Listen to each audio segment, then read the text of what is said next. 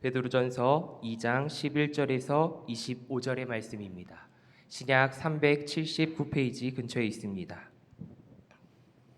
저와 여러분이 한 구절씩 교독하시면서 하나님의 말씀을 받도록 하겠습니다. 베드로전서 2장 11절에서 25절까지의 말씀입니다. 11절의 말씀을 제가 먼저 봉독하겠습니다. 사랑하는 자들아, 거류민과 나그네 같은 너희를 권하노니 영혼을 거슬러 싸우는 육체의 정욕을 제어하라. 너희가 이방 중에서 행실을 선하게 가져 너희를 악행한다고 비방하는 자들로 하여금 너희 선한 일을 보고 오시는 날에 하나님께 영광을 돌리게 하려 함이라. 인간의 모든 제도를 주를 위하여 순종하되 혹은 위에 있는 왕이나 혹은 그가 악행하는 자를 징벌하고 선행하는 자를 보상하기 위하여 보낸 총독에게 하라.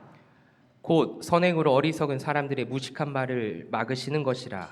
너희는 자유가 있으나 그 자유로 악을 가리는 데 쓰지 말고 오직 하나님의 종과 같이 하라. 무 사람을 공경하며 형제를 사랑하며 하나님을 두려워하며 왕을 존대하라. 사환들아, 범사에 두려워함으로 주인들에게 순종하되 선하고 관용하는 자들에게만 아니라 또한 까다로운 자들에게도 그리하라. 부당하게 고난을 받아도 하나님을 생각함으로 슬픔을 참으면 이는 아름다우나 죄가 있어 매를 맞고 참으면 무슨 칭찬이 있으리요. 그러나 선을 행함으로 고난을 받고 참으면 이는 하나님 앞에 아름다우니라. 이를 위하여 너희가 부르심을 받았으니 그리스도도 너희를 위하여 고난을 받으사 너희에게 본을 끼쳐 그 자취를 따라오게 하려 하셨느니라. 그는 죄를 범하지 아니하시고 그 입에 거짓도 없으시며 욕을 당하시되 맞대어 욕하지 아니하시고 고난을 당하시되 위협하지 아니하시고 오직 공의로 심판하시는 이에게 부탁하시며 친히 나무에 달려 그 몸으로 우리 죄를 담당하셨으니 이는 우리로 죄에 대하여 죽고 의에 대하여 살게 하려 하심이라. 그가 채찍에 맞음으로 너희는 나음을 얻었나니. 함께 읽겠습니다. 너희가 전에는 양과 같이 길을 잃었더니 이제는 너희 영혼의 목자와 감독 되신 이에게 돌아왔느니라. 아멘. 금요 구역장 성경 공부 자리에 오신 우리 성도님들 환영하고 축복합니다. 이 시간 앞뒤에 계신 좌우에 계신 분들과 사랑의 인사 한번 나눠보겠습니다. 주 안에서 사랑하고 축복합니다. 잘 지내셨나요? 잘 지내셨는지 한번 안부 인사도 물어보겠습니다. 잘 지내셨나요? 네, 만나서 반갑습니다. 네, 반갑습니다. 네, 각박한 세상 속에서 혼자 사는 사람들이 참 많은데요.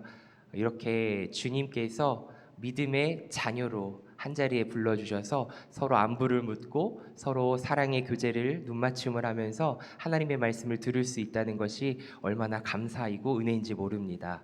주 안에서 한 형제요 자매라는 것이 말로만, 입술로만, 그리고 머리로만 이해하는 것이 아니라 우리의 삶 속에서 우리의 삶 가운데 곳곳마다 그 사랑을 전하며 또 표현하는 우리의 삶이 되기를 간절히 소망합니다.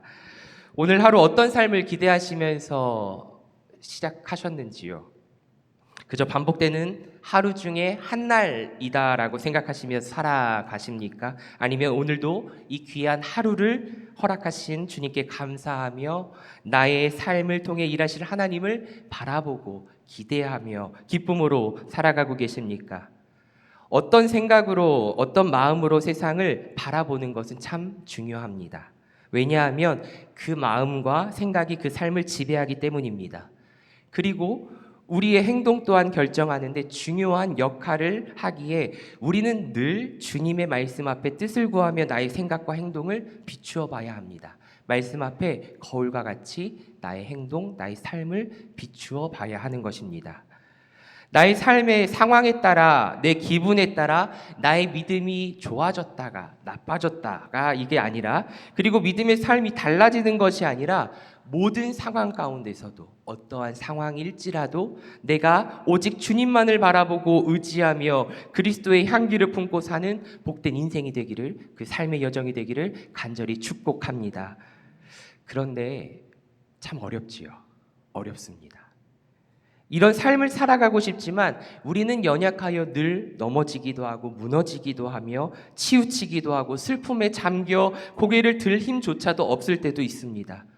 내가 살아가는 삶이 그리 풍요롭지 못하여 넉넉하지 못하여 어렵고 힘든 상황이 겹겹이 쌓여서 그래서 고난 중에서 선을 행해야 하는데 그러지도 못할 때가 얼마나 많은지 모릅니다. 왜 나만 이런 고난을 겪냐고 주님께 기도로 나아갈 때도 있습니다. 그러나 사랑하는 성도 여러분, 오늘 말씀을 통해 다시금 힘을 내보시기를 소망합니다. 아니, 나의 힘과 노력으로 되지 않는 우리의 이 인생, 이 어렵고 복잡한 이 삶을 주님께 맡기며 신실하신 나의 하나님, 전지전능하신 나의 아버지께 우리의 인생을 맡겨보는, 다시금 주님께 의탁해보는 우리 이 믿음의 여정이 되기를 간절히 소망합니다. 그럴 때 말씀 안에서 참 평안과 참 기쁨을 주시는 주님의 그 기쁨과 평안이 우리 가운데 있음을, 이미 우리에게 주어졌음을, 그것을 누리는 이 하루가 되기를 소망합니다. 오늘도 우리에게 그 은혜를 허락해 주셨습니다. 아멘? 아멘입니다.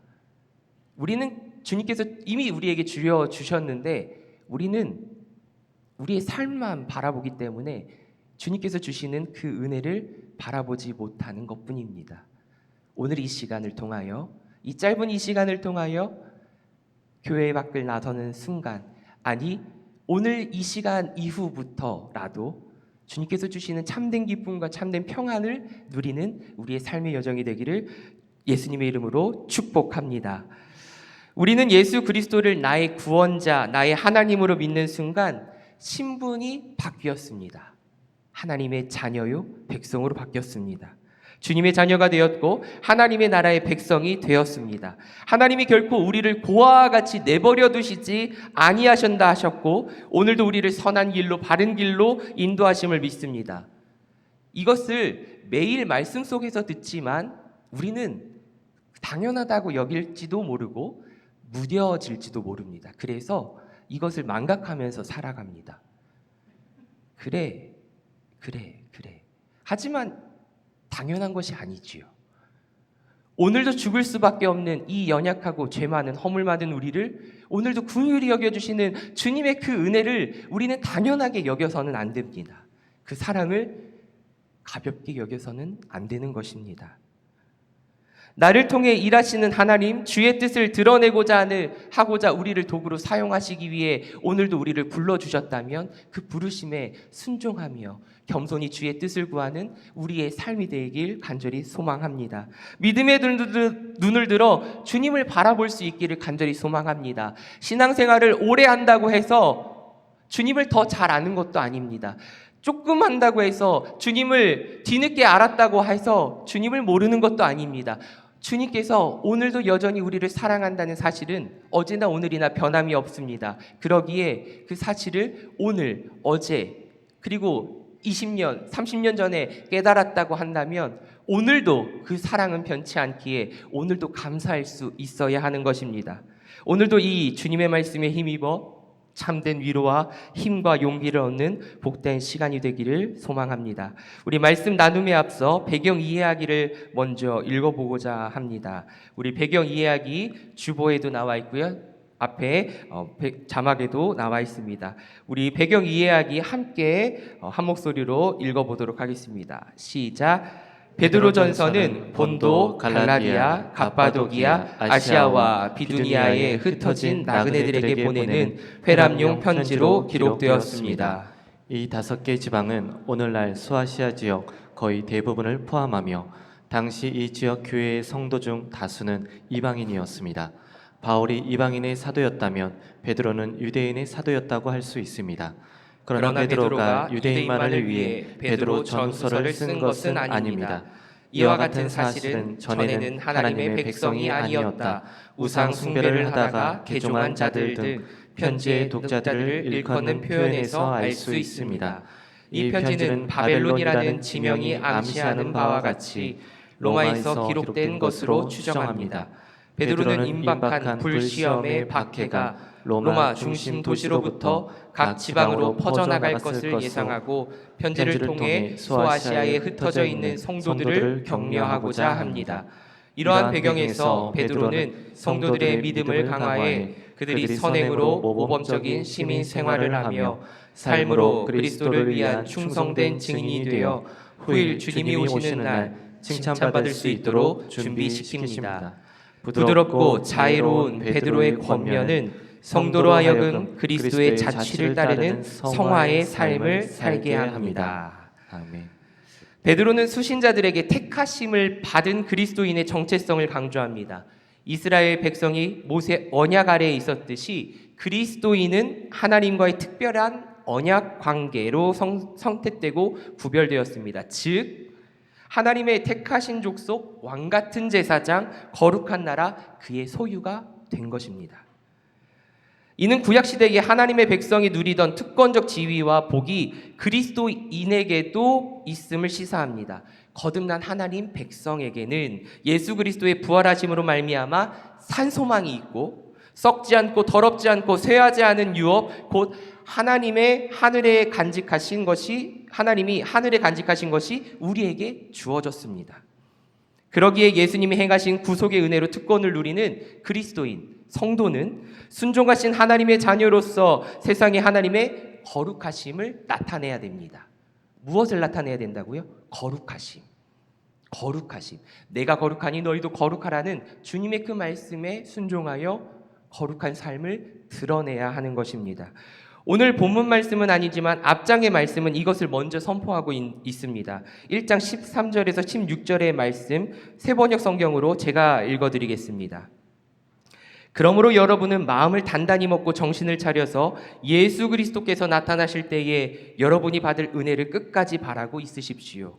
순종하는 자녀로서 여러분은 전에 모르고 쫓았던 욕망을 따라 살지 말고 여러분을 불러주신 그 거룩하신 분을 따라 모든 행실을 거룩하게 하십시오. 성경에 기록하기를 내가 거룩하니 너희도 거룩하여라 하였습니다. 아멘. 그리고 이후 말씀 가운데 오늘 이 본문에서는 그리스도인이 어떻게 살아야 할지 권면하고 있는 것입니다. 베드로는 편지를 읽는 자들을 사랑하는 자들, 거류민, 나그네로 부릅니다. 거류민은 낯선 사람으로 살아가는 이민자와 같은 신분을 가리킵니다. 나그네 역시 일시적으로 한 지역에 머무르는 외국인을 말하듯이 둘 다 고국이 아닌 다른 나라에서 살아가는 신분을 의미합니다. 즉 우리는 영원히 이 땅에서 살 것처럼 보이지만 이 땅에서 사는 존재가 아니라 거듭난 순간부터 이제까지 거주하는 곳에서 즉시 거류민과 나그네가 된다는 의미입니다. 거룩한 나라의 백성이 하나님의 나라의 백성이 되었기 때문입니다. 아멘. 우리는 이 소망을 붙들고 오늘도 살아가고 있는 것입니다. 하나님의 백성답게 내가 하나님의 백성이다라는 이 자부심, 이 자랑을 하면서 살아가는 것입니다. 이 땅의 참된 소망이 아니라 하늘의 소망을 두고 살아가는 것이 여기에 있습니다. 10절 말씀에 여러분이 전에는 하나님의 백성이 아니었으나 지금은 하나님의 백성이요 전에는 자비를 입지 못한 사람이었으나 지금은 자비를 입은 사람입니다 라고 말씀하듯이 우리는 이 거룩한 백성이 되었기에 그에 걸맞는 삶을 살아가야 됩니다. 그게 무엇이라고요? 거룩한 삶. 그렇다면 이 거룩한 삶, 어떤 삶이 거룩한 삶일까요? 말씀 나누기 1번입니다. 1번 말씀 나누기 1번 질문 함께 읽어보겠습니다. 베드로는 이 땅에서 거류민과 나그네 같은 성도들에게 뭐라고 권면했나요? 11절의 말씀이지요. 사랑하는 자들아 거류민과 나그네 같은 너희를 권하노니 영혼을 거슬러 싸우는 육체의 정욕을 제어하라. 아멘. 베드로는 성도들에게 이 땅의 삶이 거류민과 나그네와 같은 삶임을 깨우쳐주면서 영혼을 거슬러 싸우는 육체의 정욕을 제어하라고 합니다. 성도는 불신 세상에서 살아가지만 자신의 정체성이 그리스도임을 기억해야 합니다. 여기에서 육체라는 이 단어는 헬라어 사락스라는 단순한 몸을 가리키는 것이 아니라 인간의 악한 본성을 의미합니다. 정욕의 구체적인 모습은 4장 3절 말씀에서 나와 있듯이 음란과 정욕과 술취함과 방탕과 향락과 무법한 우상 숭배를 하여 이방인의 뜻을 따라 행한 것이라고 나와 있습니다. 이러한 육체에서 비롯된 정욕은 영적인 삶을 어지럽게 합니다. 혼란스럽게 합니다. 무너지게 합니다. 11절에 사용된 여기서 제어하라라는 해당하는 이 헬라어 시제는 현재 명령형입니다. 끝난 것이 아니라 현재 명령형입니다. 그저 한 번만 제어하면 끝나는 것이 아니라 반복해서 제어하라는 것입니다. 늘 깨어 있어야 하는 이유가 여기에 있지요. 늘 깨어 뭐 하라고 성경 말씀하지요? 늘 깨어 기도하라. 범사에 감사하라. 늘 깨어서 기도해야 하는 이유, 주의 말씀을 묵상해야 하는 이유가 여기 있는 것입니다. 한 번으로 끝나지 않기 때문입니다. 유혹이 한 번으로 끝나지 않습니다. 늘 우리를 유혹합니다. 미혹합니다. 이 육체의 정욕도 마찬가지입니다. 우리의 이 육체의 정욕은 우리를 악한 길로 이끌기에 반복해서 평생토록 전쟁을 하듯 맞서 싸워서 제어해야 하는 것이 여기에 있습니다. 우리가 하늘에 속한 자임을 믿습니까? 자랑스러우십니까? 그렇다면 그러한 삶을 살아가게 해달라고 늘 주님께 기도로 나아가야 합니다. 거룩한 삶을 살 수 없는 우리를 거룩하다 인쳐주셨으니 그 삶을 살아가게 해달라고 우리는 은혜를 구해야 합니다. 주님의 자녀답게 살아가게 해달라고, 제발 주님의 자녀답게 살아가게 해달라고. 세상의 성공을 바라보는 것이 아니라 주님이 기뻐하시는 삶을 살아가게 해달라고, 내가 기뻐하는 삶이 아니라 하나님이 바라보시기에 기뻐하는 삶을 살아가게 해달라고 기도로 나아가야 하는 것입니다. 서두에서 말씀드렸다시피 우리는 연약하여 늘 넘어집니다. 그래서 내가 거룩하니 너희도 거룩하라 라는 이 말씀을 이루어가기란 쉽지 않습니다. 아니요, 할 수 없습니다. 성령 하나님의 긍휼하심, 도우심 없이는 나의 힘과 노력으로 거룩해질 수 없습니다. 그 어느 것도 거룩한 삶을 살아낼 수 없을 것입니다. 그러기에 주님만을 사모합니다. 주님만을 의지합니다. 바라보게 됩니다. 주님 나를 긍휼히 여겨 주옵소서. 겸손한 우리의 믿음의 고백이, 믿음의 기도가 우리 가운데 충만하기를 간절히 소망합니다. 성도님들은 살아가시면서 영적 성장을 방해하는 이 육체의 정욕에 대해 생각해 보셨나요? 혹시 있다면 어떤 것들이 있으셨나요? 그리고 이를 제어하고 극복하기 위해 어떻게 노력을 하셨나요? 나아가 우리가 해야 할 일이 무엇인가요? 주님을 먼저 알고 주의 말씀대로 살아가려고 고군분투하는 우리 믿음의 선배들이 이것을 깨닫고 이것을 먼저 경험하셨다면 우리 믿음의 후손들, 후배들에게 이를 알려주시기를 바랍니다. 흔들리지 말라고. 흔들릴 때 나는 이렇게 주님을 붙잡았다고. 나를 도우시는 주님만을 바라보았다라고. 그 길을 걸어 먼저 주님 앞에 도우심을 얻은 우리 믿음의 선배들이 우리 구역원들에게 믿음의 간증을 해 주시기를 바랍니다. 그럴 때 주님께서 오늘도 일하심을 함께 바라보며 주님께서 주시는 참된 평안과 기쁨을 소망하며 함께 그 길을 걸어갈 줄 믿습니다. 우리도 잘 알다시피 육체의 이 정욕은 하나님과의 관계를 방해하고 하나님에 대해 무관심하게 만들게 됩니다. 그리고 하나님이 원하시는 삶을 살아가지 못하게 막습니다. 베드로는 이 육체의 정욕을 제어하는 것이 필요하다는 것을 역설하면서 너희가 이방인 중에서 행실을 선하게 가져 너희를 악행한다라고 비방하는 자들로 하여금 너희 선한 일을 보고 오시는 날에 하나님께 영광을 돌리게 하려 함이라라고 말씀합니다. 즉 타인에게 적극적으로 그저 하는 것이 아니라 적극적으로 선을 더 베풀라는 것입니다. 이 삶을 살아가라고 이 베드로는 적극적으로 권면하고 있는데요.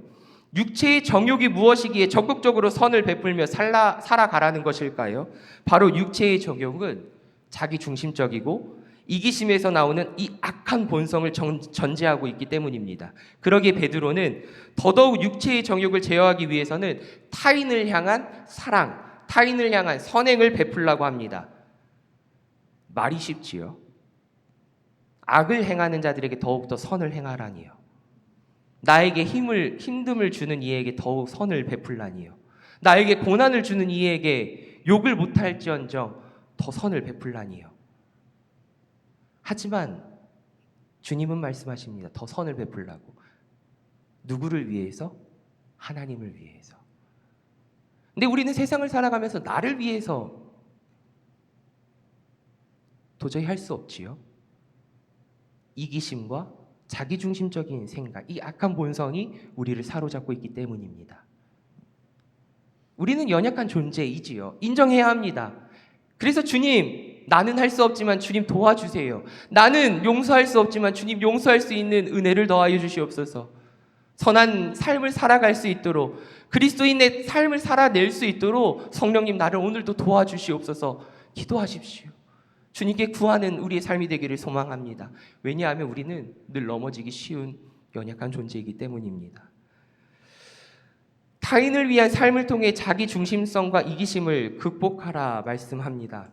남을 위해서가 아니라 거룩한 자로 살아가기 위함입니다. 말씀에 순종하기 위함입니다. 주님의 기쁨이 되기 위한 삶을 살아내기 위함입니다. 여기서 우리가 조심해야 하는 부분 중 하나가 누군가에게 선을 베푸는 것이 자칫 나의 만족과 기쁨을 위해 하는 것은 아닌지, 그래서 정작 선행을 받는 상대방은 기쁘지 않아요. 즐겁지 않아요. 고맙지 않아요. 선을 선으로 받아들이지 못하고 오히려 아픔으로, 슬픔으로 실망이 되는 경우가 없는지 우리의 선을 조심히 살펴봐야 합니다.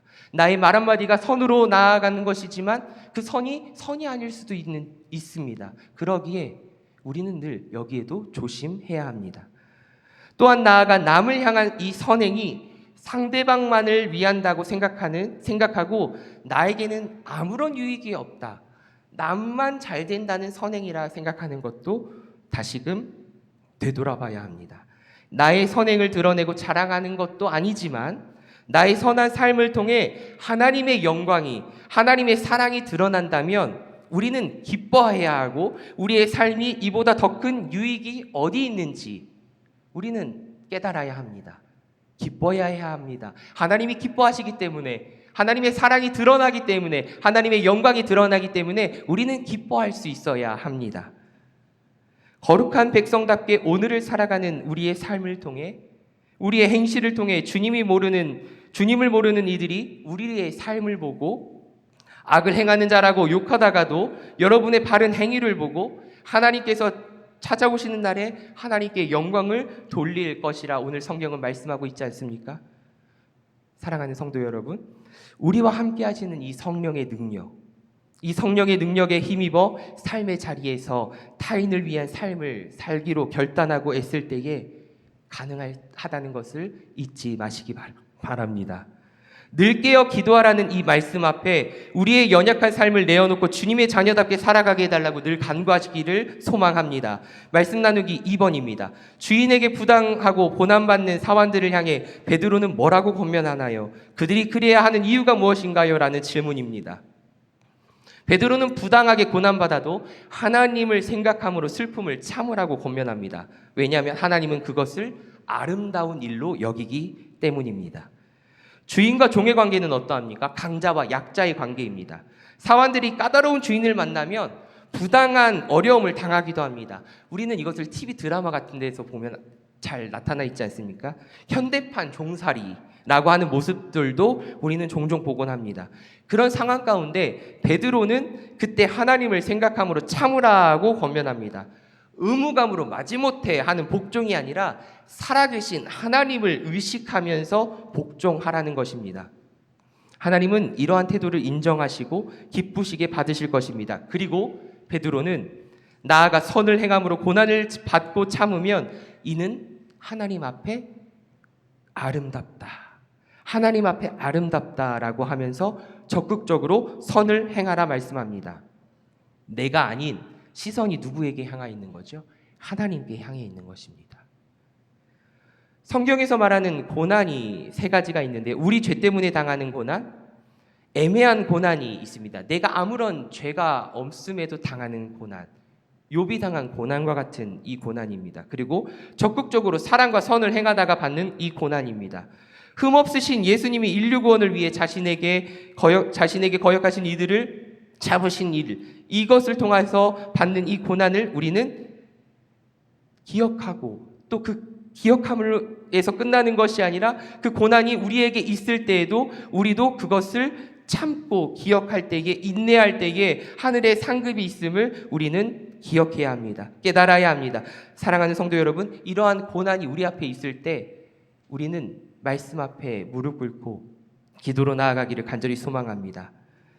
적용과 나눔, 이번의 질문인데요. 우리가 공동체에서 부당한 일을 겪을 때, 특히 상하관계가 있는 곳에서 부당한 일을 겪을 때 그리스도인으로서 어떤 태도를 취해야 할까요? 맞서 싸워야 할까요? 어떻게 해야 될까요? 이 자식 이러면서 맞서 싸워야 할까? 하면서 아니면은 침묵해야 할까요? 침묵만이 답일까요? 꼭 그것은 정답은 아닙니다. 교회든 사회든 좋은 사람이 있는가 하면 까다로운 사람도 함께 있습니다. 우리는 자신이 속한 공동체에서 윗사람으로부터 부당한 일을 당할 때 많은 경우 그 사람의 부당함에 관해 항변하거나 나의 옳음을 증명하기 위해 맞서 싸우는 방법을 택하기도 합니다. 참기도 합니다. 그러나 성경은 분명히 말씀하고 있지 않습니까? 범사에 하나님을 두려워함으로 윗사람에게 순복하라. 근데 이것은 불의를 참으라는 것이 아닙니다. 불의를 보고 참으라는 말이 절대 아닙니다. 정의를 감추라는 것도 아닙니다. 여기서 말씀하시는 것은 성도의 순종은 상대방의 인격이 좋으냐 나쁘냐에 따라 좌우되는 것이 아니라 성도가 하나님을 생각함으로 고난받는 것은 하나님의 부르심에 합당하게 사는 것이며 구원을 이루어가는 길임을 기억하라는 것입니다. 그러기에 베드로는 성도들에게 자유가 있으나 자유를 함부로 사용하지 말고 오히려 하나님의 종이 되라라고 권면하고 있는 것입니다.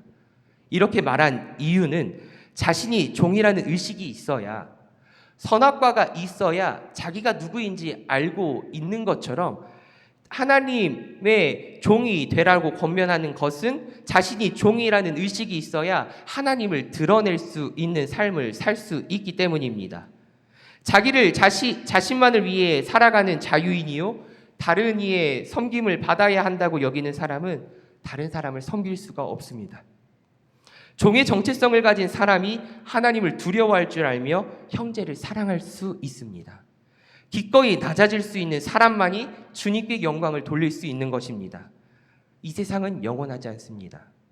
잠시 머물다가 가는 나그네의 인생입니다. 그러기에 이 땅에서만의 기쁨을 얻는 육신의 일보다는 하나님 안에서 영원한 기쁨을 얻는 선한 일에 항상 힘쓰며 살아가는 그 믿음의 삶, 믿음의 여정, 복된 삶이 되기를 간절히 축복합니다. 무엇보다 하나님을 위해 참는 그 삶이 하나님이 보시기에 아름다운 일임을, 주님이 기쁨이 되는 삶을 위해 부르심을 받았다는 사실을 잊지 아니하고 오늘도 주어진 이 삶 기쁨으로 살아가시기를 좋으신 예수님의 이름으로 축복합니다.